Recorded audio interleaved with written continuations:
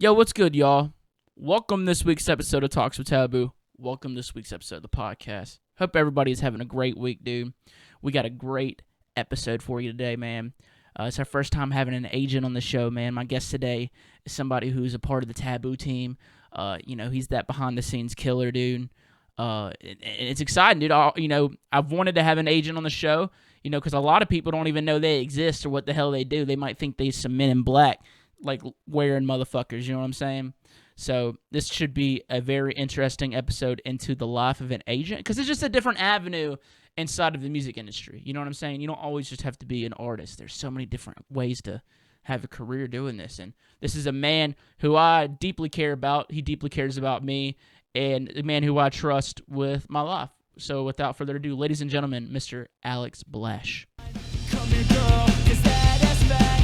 Let me take my tongue and go around your dirt track. I met a girl and her booty tastes like strawberries. I swear to God, this could be the one that I marry. Hey, hey, and she's so different.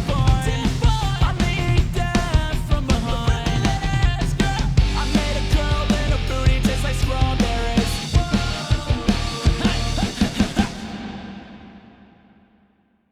Mr. Alex, how are you doing today, dude? I'm doing well. How about yourself? It's good to see you. It's good to see you, man. I'm just sitting here wishing I had some titties. You know what I'm saying? You ever just wish you had tits so you could play with them just for out of boredom? Yeah. Yeah, I've felt that before. Yeah, dude. I know the feeling. I was wearing my shirt. Fuck, I wish I didn't wear it yesterday so I could have wore it today. The AB touring shirt. Yeah, dude. I think it's the most it's such a comfortable shirt. It really is, honestly. It's like an American Apparel, but like a little bit less expensive version of it. Well, yeah, dude. If you're gonna have any type of apparel, it better be American. You feel me? True. Very true. Dude, I love all the tour flyers on your wall. Those are all ones that you have booked, correct? That is true. Yep. We got one of you up there, actually. I see it, dude. They eat my sass. You know, what's funny is anytime anyone comes through here, especially like when my parents saw my office, I saw my dad eyeing it. He was like, I'm sure he left being like, what the hell? That's awesome, dude. Well, look, But- dude, you're actually the first agent I've had on the show. Very first. Thank- I'm honored. Thanks for having me, dude. Well, dude, you're a person I truly care about, and I'm glad that we could do this together. But Me too. for the people out there, because, there's a lot of people who have no idea what the fuck, and don't even know an agent is a thing. You know what I'm saying? Like, what does an agent do? They think they get them on movies. They think they probably look at like some men in black suits and ties type of stuff. So there's people out there. Explain, what exactly does your job entail? All the above. I mean, you just hit the nail on the head. Wear suits, shop movies. No. It's pretty straightforward. The surface level, it's like, obviously we want to keep artists busy and on the road and touring. But obviously it's more complicated than that. I mean, hunt down shows, constantly proactively searching for shows for you and, the other artists we represent. Always trying to put you in front of the biggest crowds we can. That's always the end goal, of course. Negotiating performance fees, stuff like that, how long you're playing, when, where, what your set time is for festivals and stuff like that. So yeah, a lot of negotiation with talent buyers, promoters, festivals, stuff like that. Obviously we contract out shows and to make sure the terms are met too with promoters and venues and stuff to make sure that what you're promised they deliver on. That's kind of the gist of it. And it is kind of like a job that, it really never ends. It's like the ongoing job. And I'm sure you can kind of relate to this as far as being a producer and a musician. You're always trying to, get that next show. There could always be one other show out there. So I kind of like that about it. It's always kind of pushing me to, let's get up early, let's work late. It always makes me kind of drive to, get opportunities for artists. So yeah, I'm sure you can kind of relate with the music front, right? It's like another producer puts out a track. You're like, all right, that production is on point. I'm going to, I need to go to work and, write tunes, that kind of thing. Hell yeah, bro. I have some friends send me some music sometimes and it pisses me off. I'm like, this is too fucking good.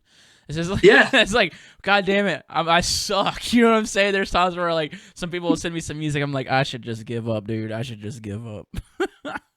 Just because they be Well, that good. I think the thing is, especially with COVID and everyone being in quarantine, you guys are all just, everyone's sitting at their computer working.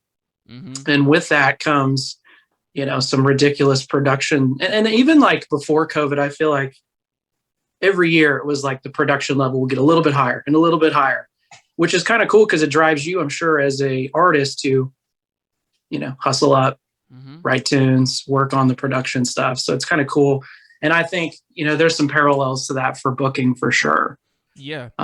You know, You said, during COVID, as an artist, I'm able to just sit down and write music, more music and more music. If COVID's happening, I can't tour. All I can do is work on music. But what happens with an agent? What happens with you whenever this happens? You know what I mean? Like because a lot of your stuff is just, talking to people and booking shows and routing all that shit. But like, what did your job entail whenever this started, and what's it looking like now?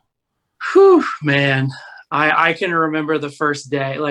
So I was in Oklahoma City. We had phase 1 on the Excision tour, and it was a Wednesday night.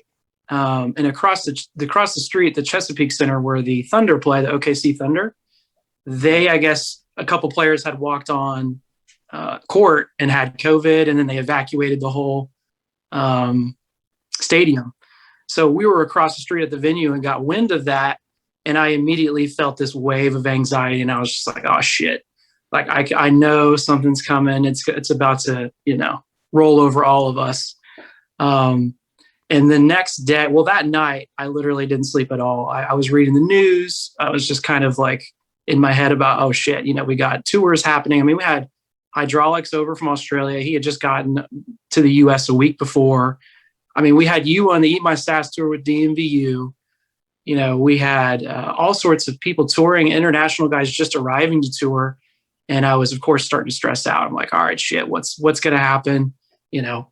Our show is going to be able to function. That next day was probably one of the worst days in a long time, because I was just sitting there canceling shows, rebooking shows. And I'd say about 2 months of that where okay, let's look at another day. Okay, let's look at another day. And then by, May, early summertime, June, we were like, all right, everyone was starting to be like, well, we have no idea when it will come back. So to answer your question, a lot of the job over COVID was rebooking and rebooking and rebooking and rebooking. Yeah. Just constant, which was obviously kind of disheartening, where you have these people who have come all the way over from other countries. You have artists like you that are teed up to go do a great co-headline tour. I mean, you guys were, 2 weeks in the tour? Dude, we were literally about to hit the biggest month of it. It was like it was like in the thick of it, the busiest part of it. I was about to be busier than I've ever been ever. I've been my whole life felt like it literally was leading up to that 1 month. You know what I mean? It was like all the work I had done was leading up to that 1 month of just balls to the wall, and I was so ready and excited, and then it just got taken. But people hear about it affecting the artist, but people don't even think about what it does to the agents and managers and shit like that. Because artists can just sit down and like you said, work on music or figure out ways to improve their craft or up their production game. Like, what does an agent do during all this once everyone's like, okay, there's no rescheduling, we're just going to wait and see? Like, what is there something? Now, I know that you actually did make some moves to kind of up the agent game, with starting AB touring. So was that like was that where you were planning with all this time? No, it really wasn't, to be honest with you. I mean, a lot of the time spent was just trying to keep the mind busy. Honestly, I took coding classes. I took Photoshop. I took master classes for guitar. I was, I kind of got really back into guitar and playing music, and kind of trying to find passions to keep me from sulking about the state of things. Yeah. You get in your head. And I think especially during quarantine, it's like, it was a time of self-reflection. I mean, not to be cliche, but for me, it for sure was.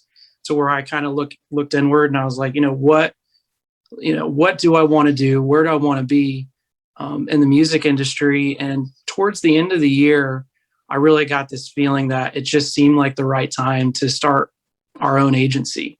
There was no catalyst event, nothing that crazy that happened. It was just truly in the entrepreneurial spirit, just to take the leap of faith, even though there was no shows really happening. And that kept me preoccupied for a while. Obviously, starting a new company was a lot of work and getting all our ducks in a row and stuff. And that definitely, the time down put me in a situation where I was thinking a lot on what's next for not only me, but for my clients. Mm-hmm. What can I do to ensure that they're making the next step forward when COVID is done and shows can come back. So, it was. And for the people out there who don't know that, y'all were agents. You and Brian were agents over there at Warpath and started up AB Touring. And y'all call it artist-based touring, and I say it's bullshit. I'm still calling it Alex and Brian touring, okay? You can call it artist-based touring all you want, bro. You ain't conforming me. That's right. Whatever you want to call it, feel free. Right but on. For us, it was like trying to have a vision of where our artists would like to be. And not that Warpath wasn't that. I mean, we love Warpath. I was there for almost a decade. I mean, Nate and Loper are some of my best friends. They were at my wedding. I love those dudes. Great guys. And it's always fun to work with your homies, right? There's something to be said for that, for sure. But for us, I think it was a good time to just kind of branch off and do something on our own. And I'm excited about it. I feel like our announcement went well. And the fact that all of our clients were so supportive meant a lot to me. Yeah, I also think it's something about having your own thing. It kind of like sets a fire under your ass. You know what I'm saying? You don't have like 100%. It's not so much of a safety net. You know what I mean? It's like sink or swim. It's your own shit. So, just having that fire under your ass of your own thing will, sometimes push you to get to that next step or to get that next thing. Absolutely. Yeah, absolutely. And not that we didn't have freedom what we were doing before, but just having full control over it is awesome. I like being my own boss. I mean, you're looking at the Dallas AB touring office behind me here. Brian and I have worked remote for years, so this is nothing new for us, especially during COVID. We're excited about it, man. Happy to have you on it, of course. Oh, dude. It was humbling to see, the amount of support we have and how much, our artists want to be a part of what we're doing. Yeah. It's a lot to us. We all have such a fucking dope roster. Like, I didn't realize how dope the roster had gotten until I saw the AB Touring roster. Like, whenever it was finalized, I was like, God damn! I was like, this roster is like, stepped up its game. Like, it's gotten fire. I don't know if it's always been that fire, but I saw it and I was just like, God damn, we got some hitters on here, dude, for real. But what is it that you look for whenever you're looking for an artist? You know what I'm saying? You're wanting to bring an artist assign an artist to an agency. What is some things that you look for in an artist?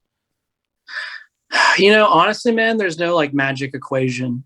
For me, actually, kind of going back to your question before about what I did during COVID and what we did during COVID was a lot of looking for up and coming talent.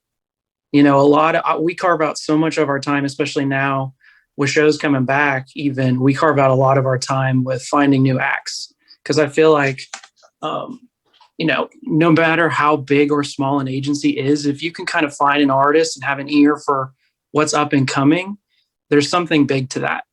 And, I'm not saying we're the end all or anything like that, but we definitely spend a lot of time listening to both submissions, because we get tons of artists sending us new tunes. We also go out and find all sorts of stuff. When you collab with someone, we'll go look at it. And a lot of our best A&Rs are artists, to be real. You've mentioned multiple artists that I think we, all in all ended up picking up. Yeah, you have a couple, yeah. Yeah. Which, thank you, by the way. Hey, appreciate bro, that. I just want the it ain't no fun unless the homies get some. You feel me? Like, I want us all to grow. You know what I'm saying? Right. But I think for us, the music is obviously one of the biggest factors, because if we can get behind something that we enjoy, it's so much easier to rep it and love it. And I feel like that kind of the vibe of that, promoters pick up on it. When you're excited about something and you love the music yourself, you work harder for it. And that, that's important to us. And I also think having a signature sound is important. For instance, TVBOO. You could go do your comedy album, you could go do a regular record, whatever it is, and you can always tell it's TVBOO.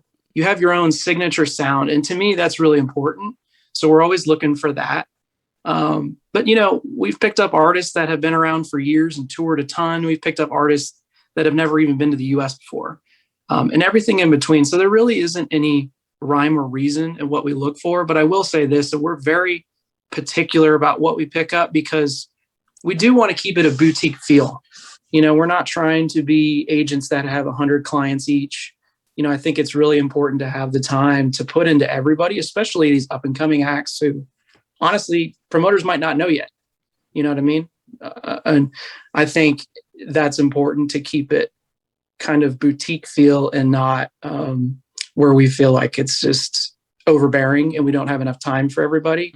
And that's an important balance we're always trying to find. Yeah. So we're definitely picky about what we work with.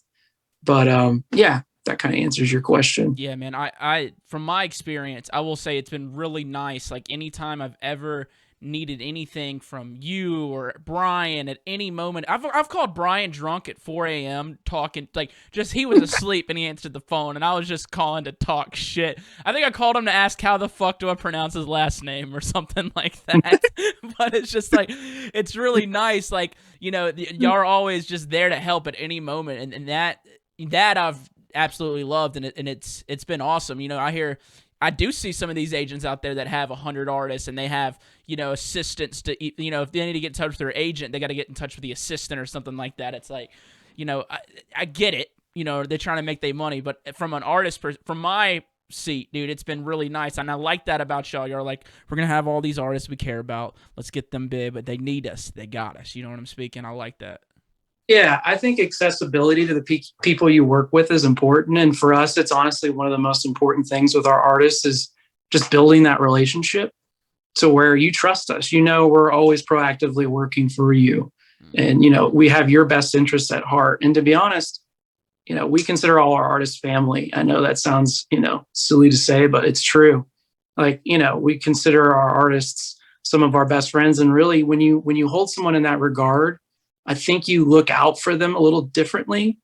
If that makes sense, it's like we're looking for longevity. What can we do to make it a 10-year, 20-year thing, not a, run through every, North American circuit for 1 year and be done touring. I mean, we're looking to build. And, that's important for us is to build that trust and that relationship and maintain it too. Mm-hmm. And even over COVID, there's not a lot of shows and stuff going on. That was important for us. And it was kind of nice, right, to check in, see what people are up to and kind of re-inspire us when you're like, oh, I've got this track, I've got this comedy album, I got this. It's like, all right, that to me just gets me pumped. And I like seeing artists working hard, even in, a downtime like the past year has been. So that's important to me. Mm-hmm. Sending you songs about getting the acid at Lost Lands or something like that. Yes. Yeah. TVBOO 182. That's one of your fans commented that, and I laughed out loud. I thought that was perfect. I want that to be the damn Lost Lands anthem. I was looking at a video that Excision had posted that day of it was like the main stage with all the crazy, insane production. I was like, all right, imagine all of this going right now, but to I Got My Ass Hit at Lost Lands song. Right. Dude, I was like, when I was like, that is a goal. Like, that is a goal. You know what I'm saying? Like when that happens, you're going to see me so happy in Craig's voice. I'm going to be so happy. It's going to be. I love it, dude. I love it. Just shit like that just makes my day, of course. But, Dude, yeah. So one of the things that I have been noticing about artists in particular in the last year is like, you get to really see who really wants it. You know what I mean? When there's no shows, there's no fame, there's no money to be made, but they're still working, they're still putting out music. Right. Have have those been some of the artists that y'all have been like paying attention to during all this? Like, have y'all picked up any? Yeah, because that's something where it's like, I also want to know what. But yeah, into that question because I have another one right after that I just thought of right now. Yeah, we have. Honestly, I for sure have, just because I know everyone handles it differently, so I don't want to hold it against people if they're mentally having a hard time with it. You know what I mean? I want to make sure we're not like putting artists down and raising others up because of that. But I think there is for sure something to be said for people who are hustling despite the lack of income with touring. Because as we all know, I mean, and I think as we've all found out the past year, I mean, touring is very important to the music industry ecosystem. Not that we didn't know that, but without it, you're just like, wow, it was pretty daunting to see it firsthand. So yeah, definitely paid attention. And like I said, it was inspiring for me to see our artists working, getting music, getting sent tunes. This is coming out this day, seeing plans and things still rolling out was nice, and kind of reminded me that we do have a really dope roster of artists that are ready, willing, and able as soon as they can to get back up on the road and, do their thing. So that was inspiring to me for sure. Yeah. To witness that. I feel like all the artists who did put in that work and just kept it in drive, like whenever stuff's 100% back, they're just going to be put themselves in like the best possible situations. There's just opportunities that can arise for them. Absolutely. And I'm really curious to kind of see the shift in things, like who were considered the bigger artists. Are they still the big artists? What are people be playing out live? Like there's a lot of things that I'm really excited and curious to see roll out when shows are, happening to the fullest. So yeah, that was actually going to be my next question for you, man. Because oh, really? Like what do you think? Like what are these lineups starting to look like? Because like I said, there's all these artists that just start to pop off. There's artists that I'm fans of that had no idea they were artists before COVID, and I see them putting out tunes. I'm like, God damn. So I'm wondering, like exactly what you said, are those bigger artists still going to be getting the shows? Or these new guys who've been putting out just absolute slammers, are they the ones getting the shows? Or, I'm just curious because you're the guys who's talking about the lineups. You're the guys who are talking, getting the shows going. What are they starting to look like right now? I think it's a mix of both. I think there's a necessity to still have those headliners with those shows, but I would love to see it. I'm starting to see some of these up-and-comers that maybe not everyone knows yet are getting thrown on lineups that they deserve to be on, but might have been overlooked last year, early last year or 2019. So I think they are going to start getting some love. And I'm hoping that with the lack of shows, we see a lot more thought out curation of lineups too. Because I felt like with the drive-ins and a lot of those shows, those promoters were trying to appeal to everyone. You know what I mean? Like they would have, they'd have a weird bass act, they'd have a dubstep act, they'd have a house act, all in one lineup, which I kind of thought was cool. And I get why you would do both. But I thought it was kind of cool to see curated lineups like that were kind of all over the place and trying to appeal to everyone. So yeah, I'm curious to see what happens. I mean, a lot of the lineups you're seeing this year are just regurgitated lineups from 2020 that have just been moved a year forward. But I think come fall, late 2021 and 2022, you'll see a lot more of fresh lineups that haven't been booked for a year and a half, 2 years. Mm-hmm. So it's going to be interesting. Sure. Yeah, that is a kind of a weird thing in a way that it's like the same exact lineups from the year before. It's because it's like so much happens for an artist's life, like in an artist's career, just in 1 year. Oh yeah, absolutely, man. It's crazy. And, I feel for some of these guys, like even on our roster that were on tours that radius them out of so many shows, meaning for anyone that isn't familiar with the radius, they play a festival and they can't play within a certain area of that festival, zone. And so a lot of people missed out on opportunities that they would have been able to play just because they were on a tour. For instance, you had how many shows, 25, 30 shows on your tour? Mm-hmm. I mean, we had to skip a lot of festivals just because you were already there on your tour. So not only did you do that and have to cancel your show, but then come next year, we have to skip that year on that festival solely because you had to skip it before on your tour. So that's kind of tough. But I also think, I feel for a lot of the international acts, like these artists that are having a hard time getting here and they were on lineups and are having to pull off. I think you'll see more and more of those guys, depending on where they live, not able to make it, at least for this summer. Knock on wood, fall. There's less travel bans and, more vaccinations and stuff to where people can actually get here. But that's going to be a tough hurdle. I mean, we even have that right now. Yeah. I mean, I'd say probably half of our roster is international, whether they're in Europe, the UK, or Australia, or even Canada for that matter. It's very difficult because every country has their own rules, their own, COVID guidelines. And then the US has a lot of their, travel bans. So it makes it really difficult to navigate to even get people here, which sucks because you think about these artists paid for 3 years of a visa to be able to come here, and they just had a year and a half of it wiped out. Yeah. So I definitely feel for them. But I'm eager to get them all back, And it's easier, obviously, if you're domestic. You live here, you're a little bit more available. You can tour here, stuff like that. But those international kind of got the brunt of, of that. So it's tough to navigate. But it's ever changing. It's a fluid situation, and obviously we don't have control over it. Yeah. So that's been a lot of the situation over the past year, is just realizing that. Yes, so. Zeke Beats was actually really open about it online. He, he's from Australia, and he's been here, and I think with the type of card or whatever it is he has, he's not able to work another job other than like live musician work. So it's like, fuck, I'm here in from another country, and what am I supposed to do? I can't go to Australia. I got to be here. So that shit, it's been hard on all them folks, but him posting that was like a big eye opener. I was like, oh shit, like what do? You know what I'm speaking? That's tough, man. That's really tough. And like, there's been some unique situations. Like for phase 1, he's from Australia as well. He went back to Australia, had to quarantine for 2 weeks, and then has been touring because it's like 2019 there. There's like barely any COVID, if at all. I'm trying to party. I'm trying to party like it's 2019. You feel me? For real. I mean, but he's been able to, and a lot of the Australian clients we have, just because of where they're located, have been able to tour. Yeah. I mean, seeing him post videos, it's like, it seems so foreign to see it. It was like, oh shit, I forgot what shows look like, without masks and socially distanced and seated and all that stuff. While I understand it, Yeah. It was really cool to see it. Maybe a glimpse of what we'll see this year, hopefully. What do you think people are more concerned about? You wearing a condom or you wearing a mask?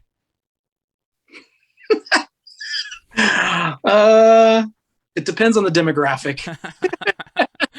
Depends on the demographic. If it was Texas where I am, it's the mask for sure. Dude, Texas looks like a damn good time right now. I ain't gonna lie. Yeah, it's been interesting to see, man. I mean, obviously, I think it was like a month or two ago, we had that cold snap where no one had power, and it was like -2 degrees, and us Texans are not prepared for that. So that was an interesting thing on top of the pandemic to witness. I went to the store, no groceries, went to the gas station, no gas. It was actually kind of scary. It was like, holy shit. That's why you got to start hunting, dude. You got to start getting your food. Like people, I posted a picture once during Thanksgiving of a deer that I had killed, and people were like pretty upset about that. I'm like, dude, this deer is going to feed me and my family all year. And it's like, dude, whenever food's gone, I know how to survive. I go fish, I go hunt, whatever I got to do, son. Right. So that's something you might got to start thinking about, dude, because dude, it's going to get cold again. That's inevitable. It's going to get cold again. I've lived here for like over 20 years, and that's probably the second time I've seen it. I've never seen it that cold. But I mean, all of our pipes were freezing. My pool near blew up, like just all the piping and stuff. It was a very interesting couple days. But it was like, not only that, but you got COVID on top of that. And it's just like, holy shit. Dude, Texas wasn't the place to be then, but now it's, it's very controversial, whether it's a mask or it's a capacity of a restaurant it's an interesting place to be for sure. Yeah. Dude, but they still ain't got water back in Jackson, Mississippi. Really? Yeah. From the cold storm, the cold snap? Yep. Damn. Jackson, Mississippi still ain't got water. Well, I heard we were a couple minutes away from not having power for a couple months. Damn, dude. So that would have been some next level shit. I would have been out hunting. I probably would immediately just head your direction, just so you know. Dude, I'm gonna need my zombie apocalypse buddy, because I'll be your redneck, bro. I'll be your redneck. But yeah, exactly. My daughter and wife might slow me down, so I might need your help. Well, you got to get rid of them, dude. You know what I'm saying? I told my mom in that zombie apocalypse, like, Mom, I love you, but you wouldn't make it. I'd have to leave you. Damn. I love her to death, dude. I love her more than any person on this planet, but I know who she is, and she wouldn't make it in a zombie apocalypse. Hey, at least you're real with her, so that if the time comes, you're prepared. Yeah, and Mom, she's prepared for it. Yeah. You've known this day's coming. Yes. I've been prepared for it. No, but for me, I mean, I'm not a prepper. Like, I don't have an underground lair. I wish I did. But I definitely have a lot of extra food, water, all that kind of stuff. So I've always been preparing for this kind of shit. Yeah. Which was, I realized that all that time of collecting these random camping gear and extra food and all that stuff, it actually comes in handy. Even a propane grill. Yeah. It's kind of nice, even when you don't have power. So, absolutely. You ever go you know. fishing, dude? You know how to clean and cook a fish? I mean, you ain't I do. you ain't gonna run out of food then, dude. You eat good, Nope. man. I love me I was some a Boy fish. Scout. I was a Boy Scout. I know what's up. Yeah, okay, dude. So I had a buddy who was a Boy Scout, and he totally got touched when he was a kid. Did that happen? Did your scout leader touch you? No, Okay, word. no, All right. not at all. My troop was awesome, to be real. Like, they always had us camping and rock climbing, doing cool shit. So it was not like that, luckily. Well, that's why they can't be having their uncles as their Boy Scout captain. You know what I'm saying? Like, that's where it gets weird. There are a lot of lawsuits against the Boy Scouts right now, but luckily my troop was real dope. And then probably around the time I turned 15 or 16, I was like, all right, this shit ain't cool. Like, I started playing guitar, wasn't cool for chicks. So I was like, all right, probably not my thing. But I did learn a lot for camping and hunting and fishing and like that. So I like to think I would survive. Oh yeah, they definitely teach you some really good shit. Like, I am not doubting that by any means, dude. Yeah, the Boy Scouts definitely will get you prepared on a lot of surviving type of shit. Right. Yeah, dude. Hopefully it doesn't get to that, but interesting times for sure. Yeah, but so now in Texas, as an agent, are you starting to get a lot more shows and a lot more offers for, places like Texas and Florida? Even like the whole country's starting to open up too. Hey, can I just go ahead and say this? The NFL announced yesterday that it's going to be full capacity games in 2021. We beat COVID. It is what it is. Like, we beat COVID. It's over. It's over. We beat COVID. Dude, I'm telling you, if they're having full NFL games, bro, I'm hyped. I'm hyped on it. That's a good sign, because I feel like once, those kind of things play out, then the smaller things will inevitably happen, like our, shows. And I think the same thing could be said for festivals. Once you see some of these larger festivals play out, I almost think it makes it a little more palatable to be playing shows.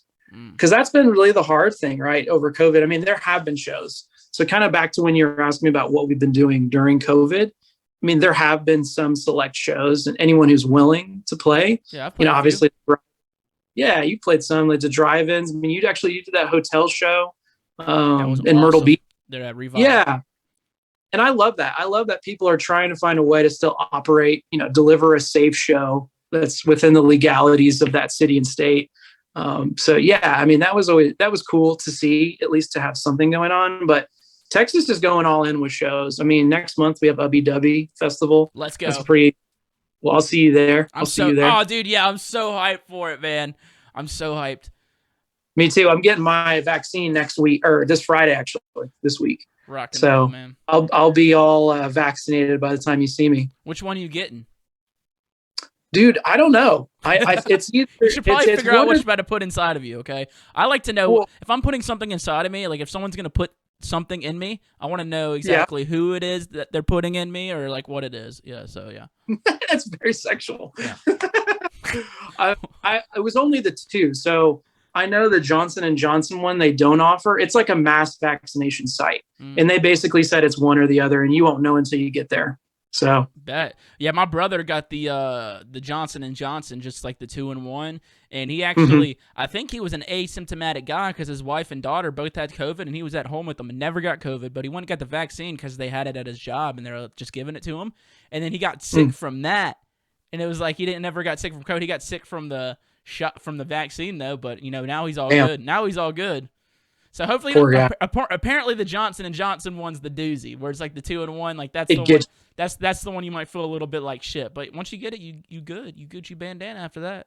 I mean, to be real, I got COVID candidly, and it sucked. It took me like 3 months to fully get over. So I'm pretty positive any of these vaccines won't be near as bad as what having it. Probably not, dude. I still don't have my smell back fully.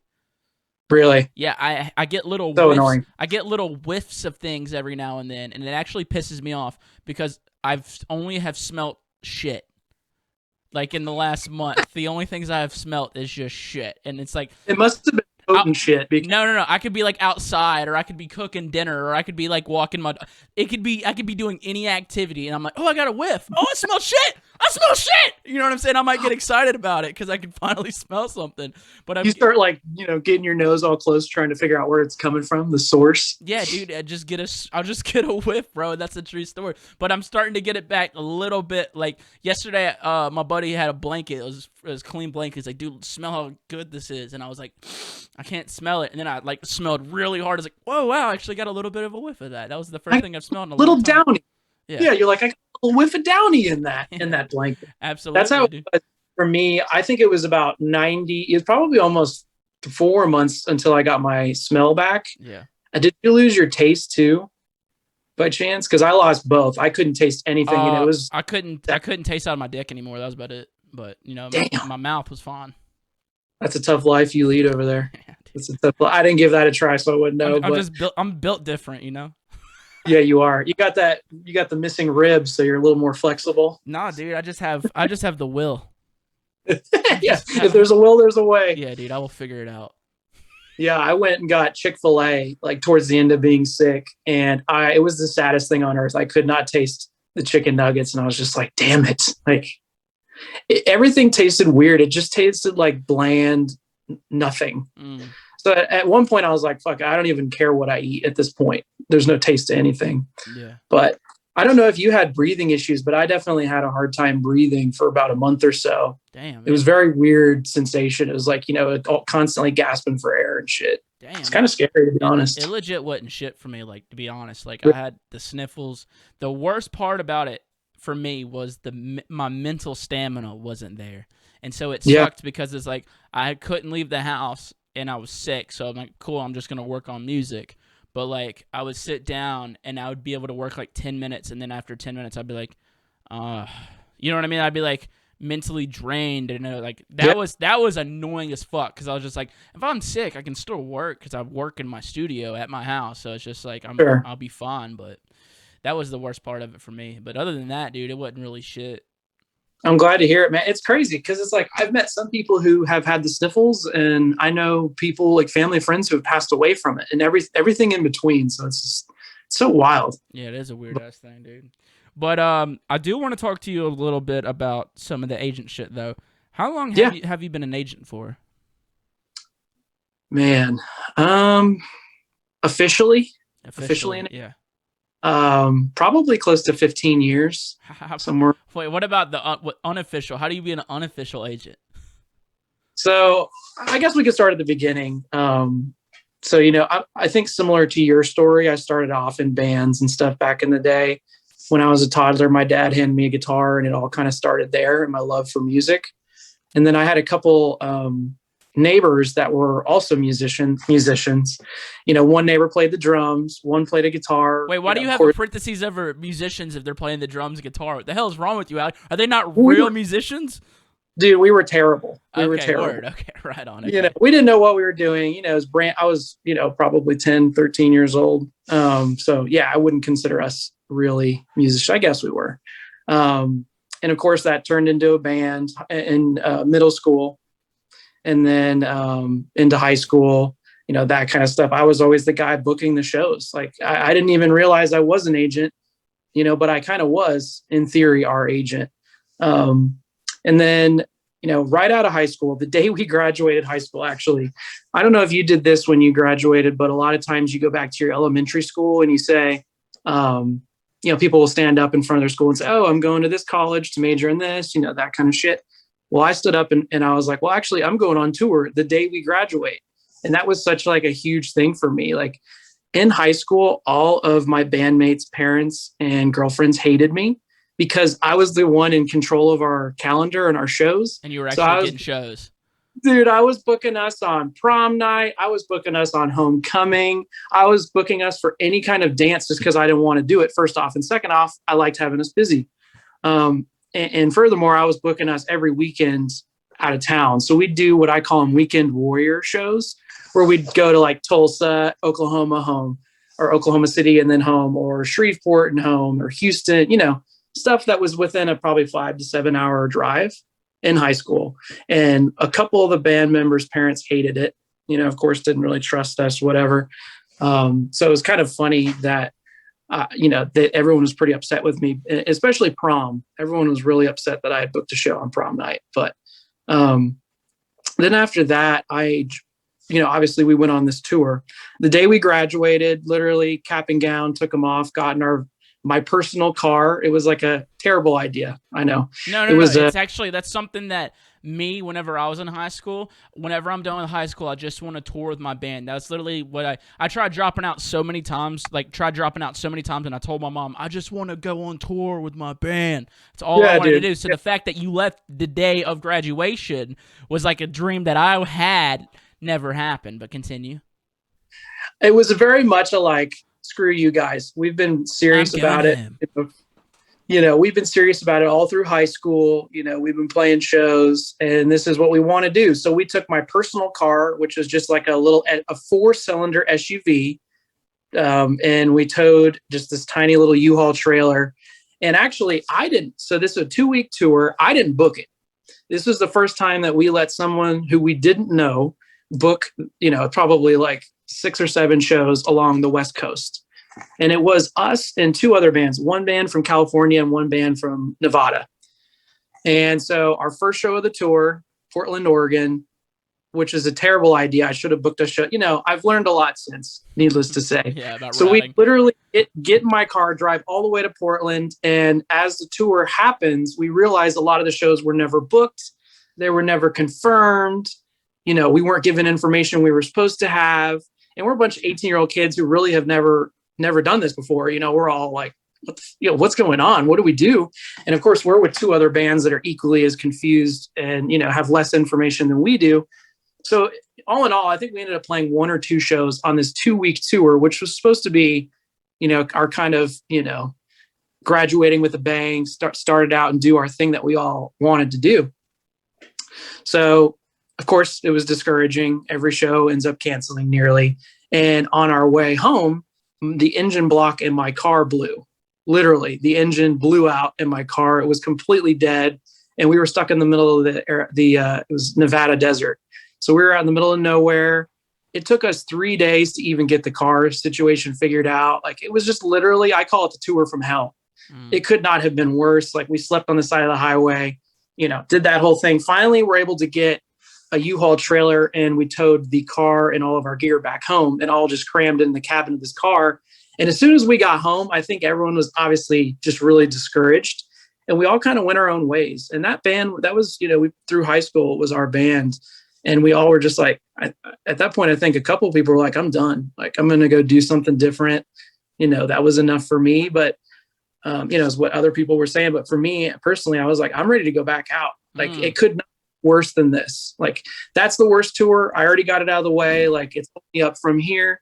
Let's go. Damn, so man. I ended up joining another band that was more established from Fort Worth, the Dallas-Fort Worth area. They were more established. They had a fan base. They had a van and trailer, and they were looking for a guitar player. So I showed up, tried out. 2 weeks later, I was on tour with them for 2 months, and I didn't know a single person in that band. So literally, the little small conversion van. Yep. Living in that thing, taking Walmart showers in the sink, Mm-hmm. Literally everything you're saying about all this, I've had this exact situation happen. No way. Yeah, dude, I'm not kidding. Fucking, we did the tour. It would fucking suck. The band would break up. I'd go join another one. We had a singer one time who booked the tour. He was the guy who booked all of our shows, and he left the band 2 weeks before the tour, and so we still did the tour. We got someone to come on to it and do it with us. And we got on the tour, and the shows weren't even really booked. We only literally, it was like 6 days. I think we actually had 2 shows. And living in Mesquite, we weren't living in Mesquite. We had a van, and we were in Mesquite, Texas, and we were no AC, just fucking in there trying to get at your. Okay, there it goes. But yeah, very, very similar story. So everything you're saying, I've just straight up, it's mirrored relate to in every way possible. I'm totally feeling it. I'm yeah, I would always be the one that was okay, that sucked, but we can make it better. Let's go again. But everyone was always down. But yeah, that just tripped me out. So that's why I wanted to interrupt. But yeah, you got with this bigger band that you didn't know.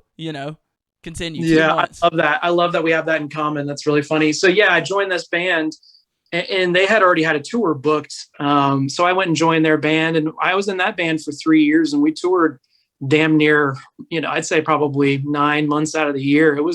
We were busy, man, very busy. And I of course became the agent after the first tour. The agent, I'd never really claimed the title, but I mean, once we bought our 15 passenger van and the nice trailer and, everything in road cases, really tried to do it right. I'd be sitting in the back of a van with a map, a Rolodex, and a phone booking tours. And not just for me, it was for other bands we were friends with. I was trying to figure out a way to help my bands, help other bands, and make a little money while I was on the road. Because I'm sure you can relate. But when you tour, it's hard to keep a consistent job. I went through so many jobs. I'd come home for, 4 or 5 weeks and try to find something. But it was always difficult for me to keep something that would let me come back to, tour and the flexibility of that. Yep. So for me, that's kind of when I started to be like, all right, maybe I should actually think about being an agent. I like helping my friends' bands because that's all my roster was at that point, was just other friends of ours and my band. So, I was just booking tours in the back of a 15 passenger, to be honest with you. And eventually I started my own agency and kind of made it official. My brother and I, on the way home from Austin City Limits, just kind of spitballing, and, we just decided it'd be a cool thing to start, and we did. And it was called the Aquarius Agency. And I ran that for, probably 4 years. And I was booking a band that was actually managed by Warpath Group. And that's actually kind of how I segued, from kind of the more rock, metal, indie stuff to electronic, because they had a couple DJs. And that's kind of where, this is probably about over 10 years ago, just about a decade ago. That's about where things started for me, at least in electronic music. And I was just like, my mind was blown. I was like, wait, so like, these guys can literally fly in, go play a show, and go home and be home the next day. Like, it just blew my mind. I'm so used to booking. I mean, you've been there, so but so used to booking routed tours where, you're gone for so long just because, you got to drive and play shows to get to where you're going. And I just loved how economical it was. I just thought that was so dope. And I also loved that, it was one or two people. There wasn't like a bunch of creative differences. It wasn't 6 guys, or girls that all had different ideas of what they should be doing. So honestly, it was very appealing to me. I thought it was really cool. And for me, musically, it definitely seemed foreign. It was something that I really wasn't familiar with. I mean, I knew it because, you know this, but there was a lot of bands back in the day that kind of incorporated electronic stuff into their music. It was like, yeah. And I'm sure while you were a metalhead, you probably talked shit about electronic music at one point too. I know probably, I did. Yeah, it's okay. It's probably. okay. I'll admit that. Yeah. I mean, I think I'm a bit of an elitist, for sure. And then once I went to my first couple shows and really kind of got a feel for it, I was like, I really like the scene. I mean, I like the shows. I like the production, the sound. And to me, dubstep really made a lot of sense because it just seemed like an extension of, heavier music. It was just aggressive. And I think Swarm said this the other day on your interview, but to me, it was like, okay, instead of a breakdown, it was a drop. It made sense. Yeah. So artists like Phase One to me really were like a bridging gap where I was like, okay, like it's metal, but it's also dubstep. Like it feels like something I know. And that really kind of helped me get a better grasp on electronic stuff, to be honest. Yeah. And then once I started to go into more shows and stuff, I realized that those shows were safer. Like the metal shows I had been going to, people are hardcore dancing. Yeah. People are, crowd surfing. They're running on people's heads from the stage. Like there's all kinds of crazy shit. A lot of aggressive ass dudes that are just there to like be the hardest dude. They're like, this is my fucking pit. If you come in here, I will mosh you out. Go! Let's fucking go. And there'd be the chick who'd come through and she'd just be like, just. And it was, and that one chick was probably one of the bandmates' girlfriends. You know what I'm saying? Like that's what it was. Absolutely. So yeah, I mean, that's to answer your question. That's kind of the story. you know, it was always something I liked and enjoyed. I was always kind of the guy in whatever band I was in doing the business part of it, and I always liked that. And I never really knew what I was doing, obviously, especially with our first tour. But once I let someone else book something for me and I realized how much of a train wreck it was, I was like, screw this, I'm going to do it myself, Yep. And that's kind of where I think I realized that I could do this for something. That's something I might want to do. And obviously it snowballed into, to where we are now. And, I think that's kind of cool because like I've experienced multiple sides of it as you have. It's like you've done the band thing, you've toured, you've lived in vans. For me, like I like having that perspective now, the artist perspective, and knowing kind of what, how tough it can be to be on the road. And I think there's something to be said for that for sure. And I definitely tried my hand at throwing shows. It was short-lived and it went very badly, but I threw. So the first show I ever threw was at a skate park in town, like just terrible sound. The stage was probably a foot off the ground. Dance music show or was it a dance music No, show? it was a metal show. It was a metal show. And a lot of times it was my own tours. So it's just easier for me to throw the show myself. And I wanted to try my hand at it. I was just trying to figure out where did I fit in? Obviously I wanted to be a musician, but I also wanted to figure out a way to, be involved in other facets of it. So I tried my hand at shows, and my first show, the headlining band was like, all right, we're going to give away a free shirt to anyone who gets on stage and eats this. It was like this huge ghost pepper. Like it was like one of the spiciest peppers on earth. I don't remember exactly what it was, but sure as shit, some dumb, all ages show, some like 14, 15-year-old kid hops up on stage and he's like, yeah, I want a free shirt. I'm going to do it.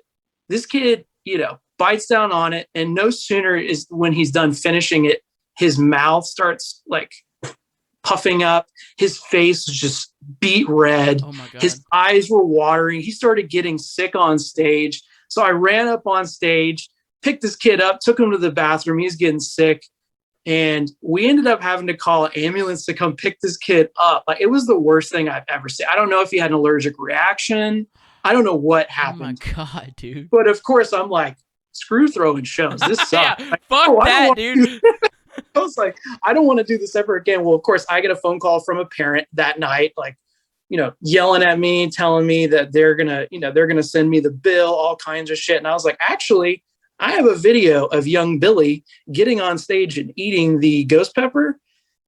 And he did it on his own accord. It wasn't anyone that forced him. And I never heard from them again. So yeah, it was a pretty funny situation. But, for me, that was my hand. I threw a couple other shows, but that was where I was like, all right, maybe being a promoter is not quite for me. Yeah. It's tough, man.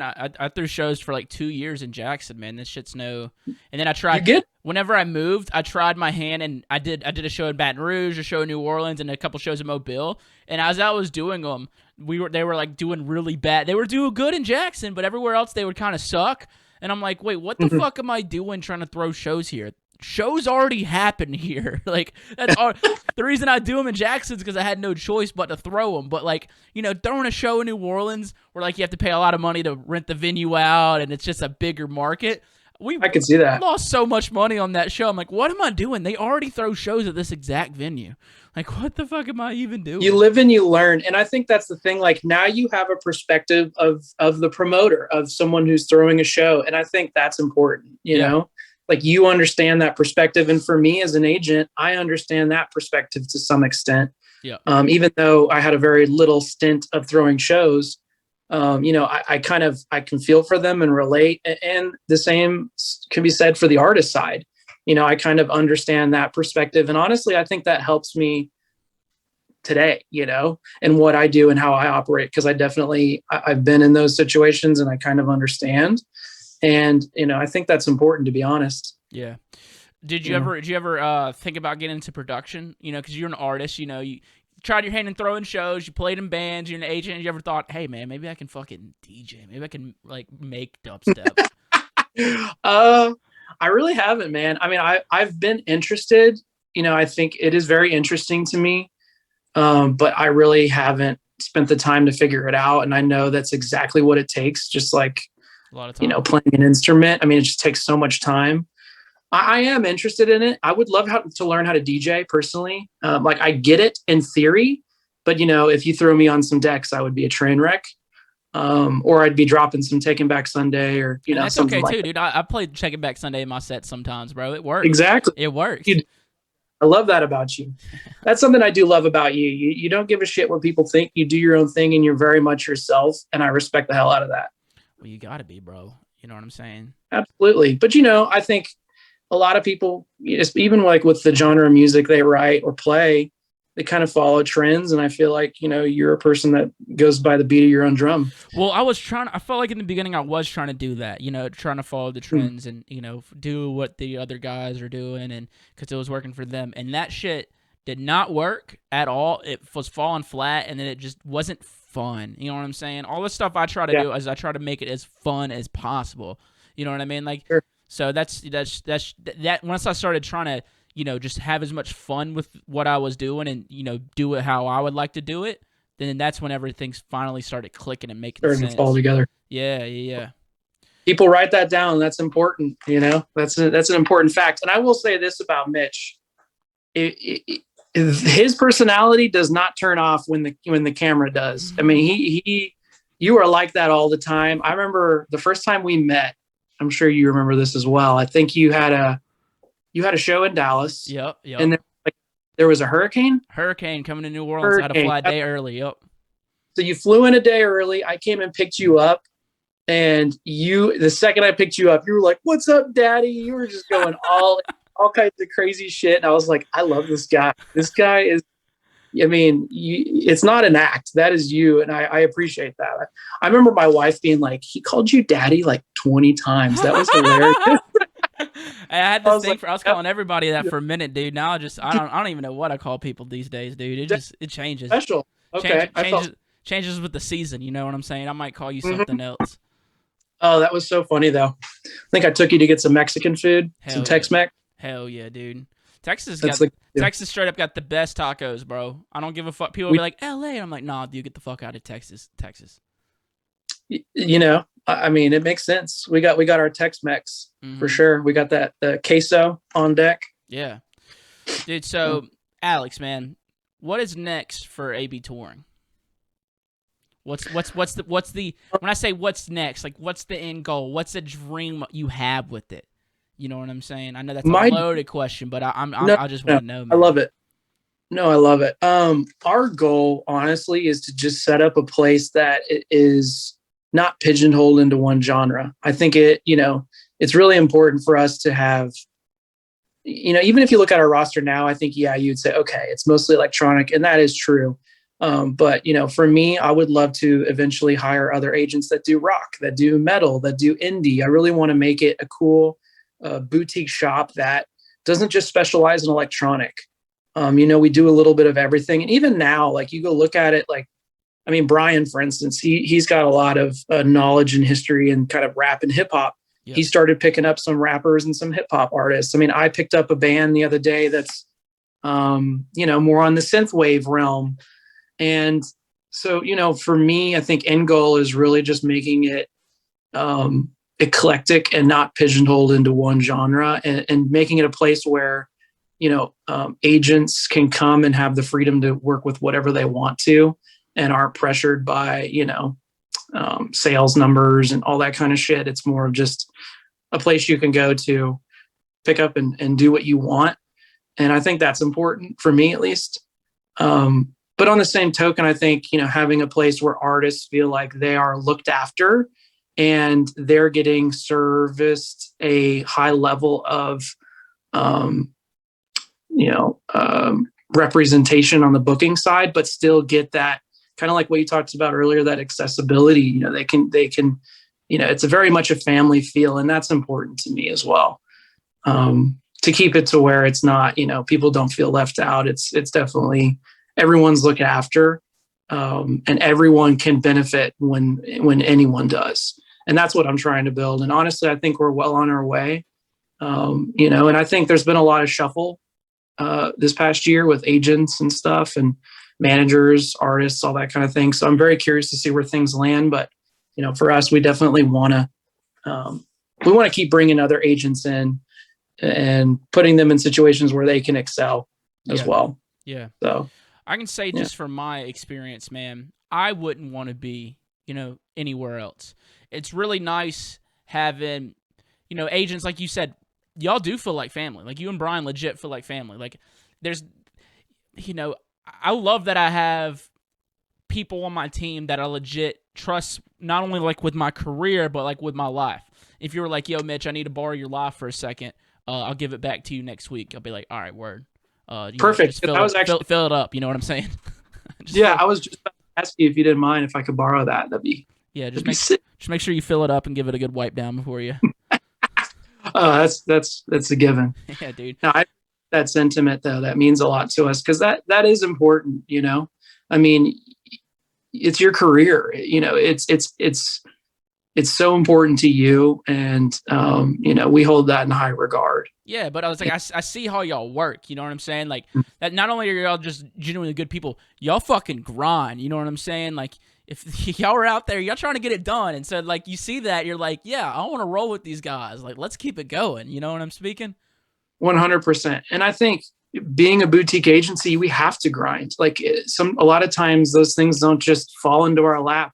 And sure, there's opportunities that we'll field, but so much of what we go out and try to find is proactive. We're constantly talking to promoters, talking to festivals, keeping and maintaining those relationships so that we can get this up and coming act, on this festival, even though they might not have gotten an offer before, and really selling that promoter on it and them knowing that if we're working with it, then in theory, it's something that might be up and coming. And building that has taken a minute for sure, but I mean, there's no other way to just grind it out. I will say, agent job is definitely more grind than glory. 100%. So that is for sure us. That's how we are. Do you feel like that's the hardest part about being an agent? Is just especially like being a boutique agent, like you said, or what is the hardest part about being an agent?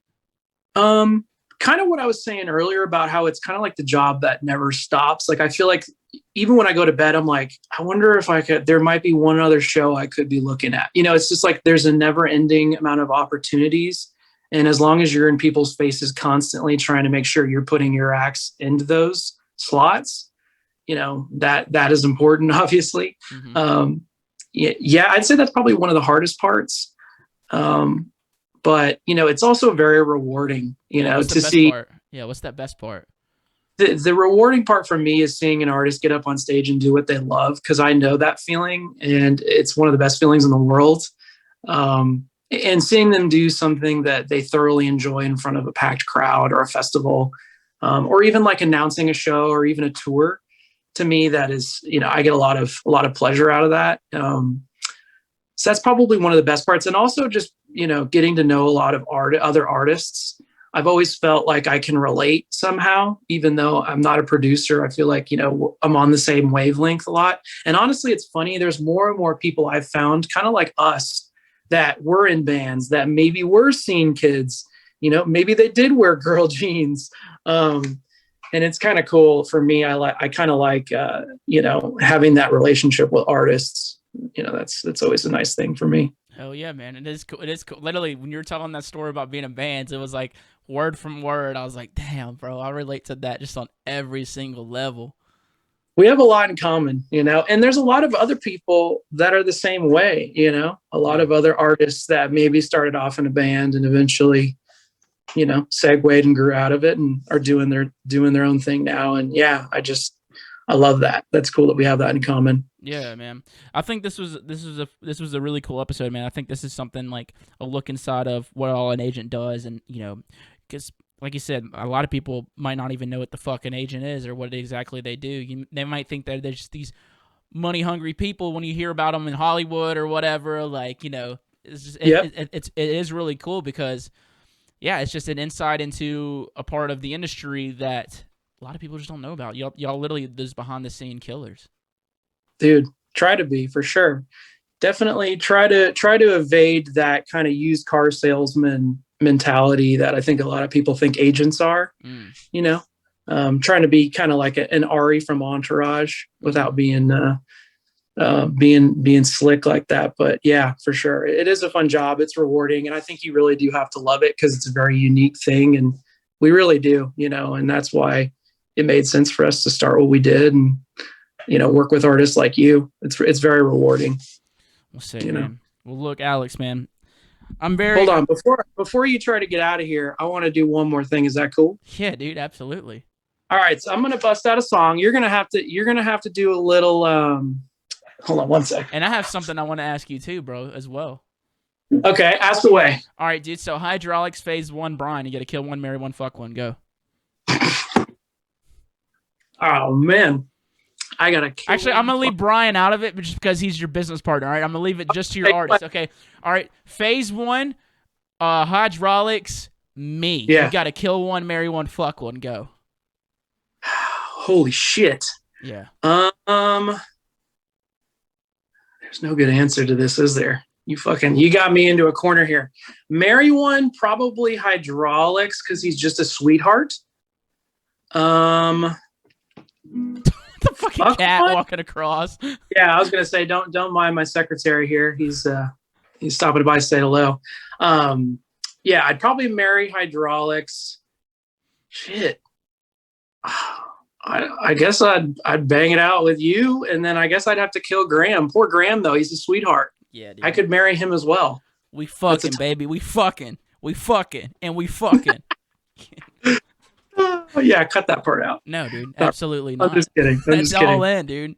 I know. I love all of them. So what I've got for you, I would like to hear you do a little freestyle. And this is a song that, if you're comfortable with it, that is.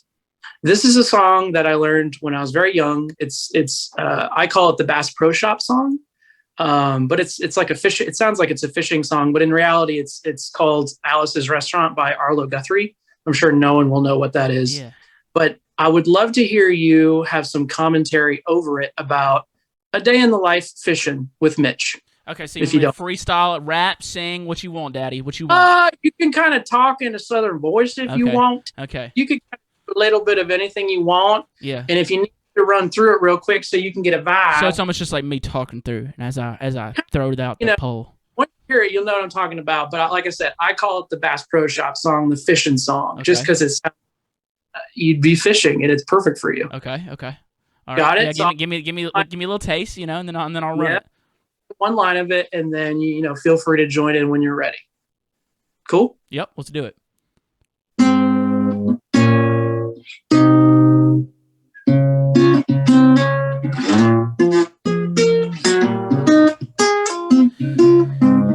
Man, we were out here on a cold Wednesday morning, just doing my thing. My wife was being a total bitch, so I thought I'd hit the canal.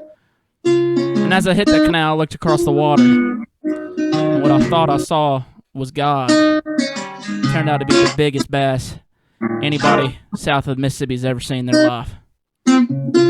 So I throw my rod out there. I caught that son of a bitch. And I got drunk as fuck. And I went home that night to my wife, who was being a total bitch that night. And I ate it right in front of her. And she kicked me out. She told me she fucked my brother. And she told me she aborted my baby. You know what I did that day, that night, at that moment? I went fishing. And what I caught that day, that night, was a little bit of hope. And that hope got me going. Got me downtown thinking, man, I should be fishing right now. I shouldn't be looking for a job or a house, even though I got kicked out. So I went back to fishing. And I didn't want to sleep that night, so I went and got some meth. Smoked that meth so I could stay fishing. You know what? All I could think about was that bass. Not that my wife just let me. Not that she fucked my brother or aborted my baby. But all I could think about was that bass. And how nothing in my life would ever amount to the fishing that I had did that day. Amen.